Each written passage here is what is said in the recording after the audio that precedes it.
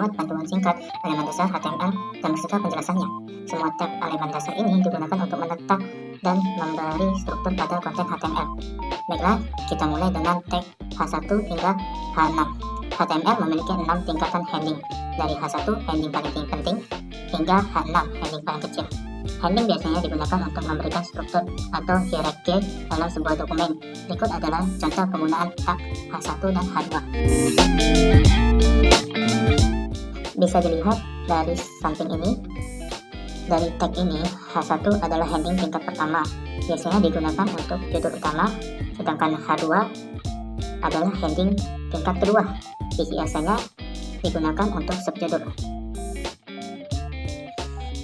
Selanjutnya menggunakan elemen tab P. Tab ini digunakan untuk membuat paragraf. Berikut adalah contoh penggunaan tab P. Dalam contoh di samping, paragraf pertama berisi air murni asli adalah air murni dari sumber alami tanpa tambahan bahan kimia, aman dan menyehatkan untuk dikonsumsi.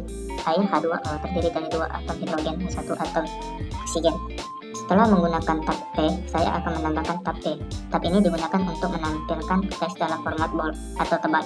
Berikut adalah contohnya. Bisa dilihat dari teks air minum asli yang awalnya tipis menjadi tebal. Dilanjutkan dengan tag I. Digunakan untuk menampilkan teks dalam format italic atau miring. Berikut contoh penggunaan teks I. Bisa dilihat dari teks dikonsumsi yang awalnya tegak lurus sekarang menjadi miring. Selanjutnya penggunaan tag U. Tag ini digunakan untuk memberi garis bawah atau underline. Berikut contoh penggunaan tag U. Bisa dilihat dari teks sumber yang awalnya tidak memiliki garis bawah menjadi memiliki garis bawah. Selanjutnya penggunaan teks X. Teks ini digunakan untuk menampilkan teks dengan coretan strict case hold. Berikut contoh penggunaan teks X.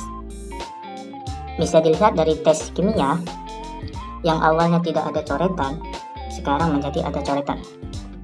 Berikutnya penggunaan teks sub. Digunakan untuk membuat teks menjadi lebih kecil dan diposisikan sedikit lebih rendah dari teks normal, disebut dengan subscript. Contoh penggunaan teks sub. Bisa kalian lihat dari teks H2O. Teks 2 mengalami perubahan yang awalnya teks biasa saja menjadi lebih kecil dan sedikit lebih rendah dari teks normal. Dilanjutkan dengan teks sub. Digunakan untuk membuat teks menjadi lebih kecil dan diposisikan lebih tinggi dari teks normal, yang biasanya disebut dengan subtext. Berikut contoh penggunaan teks sub. Bisa dilihat dari teks atom, semua yang bernama teks atom berubah menjadi lebih kecil dan lebih tinggi dari teks normal. Baiklah teman-teman, pembahasan tentang panduan singkat elemen dasar HTML sudah selesai nih. Video selanjutnya jangan lupa ditonton ya. Demikian yang saya dapat sampaikan. Semoga apa yang disampaikan bermanfaat dan diridhoi oleh Allah SWT. Mohon maaf jika ada kekurangan, karena semua kesempurnaan hanya milik Allah.